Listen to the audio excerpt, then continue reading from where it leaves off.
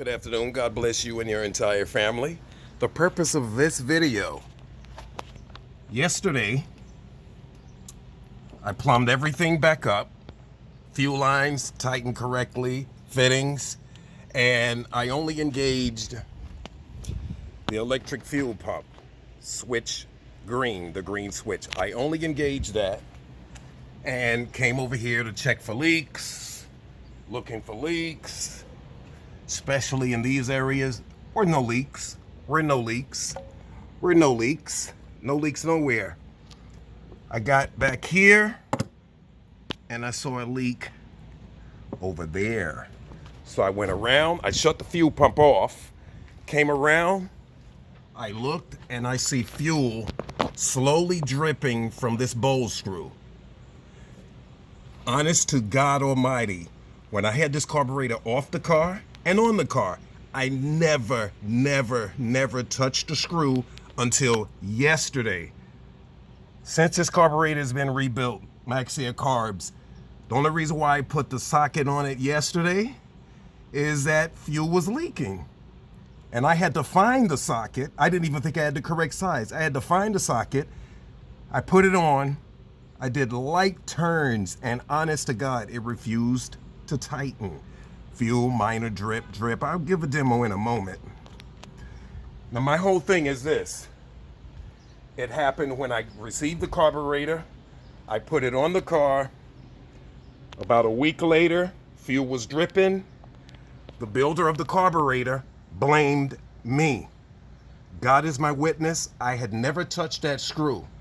Just like yesterday. I did not touch the screw. I had no reason to.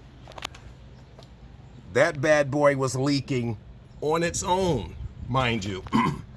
So the kit where you tap in, you increase the threads, you recreate threads, right? I forget the name of the kit. It's kind of hot out here. I was talking to my boy Tyrone Taylor of Pontiac Alley, and he said that's really hard to do. You have to have really small fittings to get in there and do that, you know?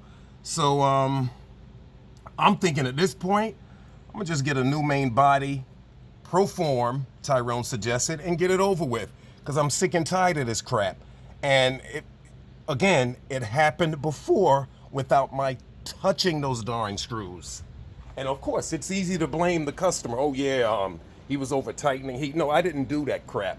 And it's got me a little annoyed that anyone would even suggest that, oh yeah, he did that himself. No, I didn't. Why the hell would I do that? But anyway, so far so good. New base plate is fine. No leaks, this, that, the other. I'm gonna engage the fuel pump so you guys can get a little glimpse of the fuel.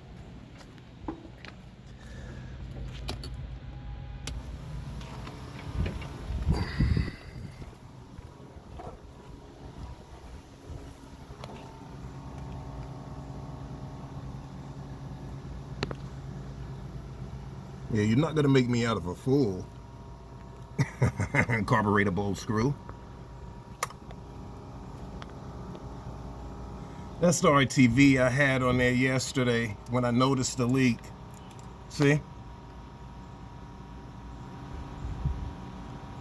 It's leaking from here, and I refuse to drive the car.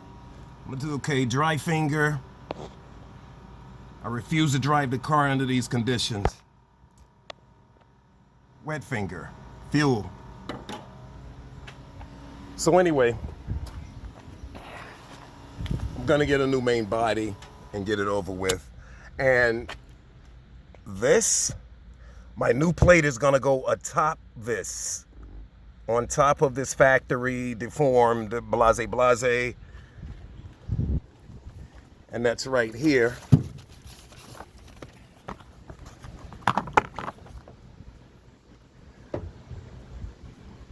This is the template for it.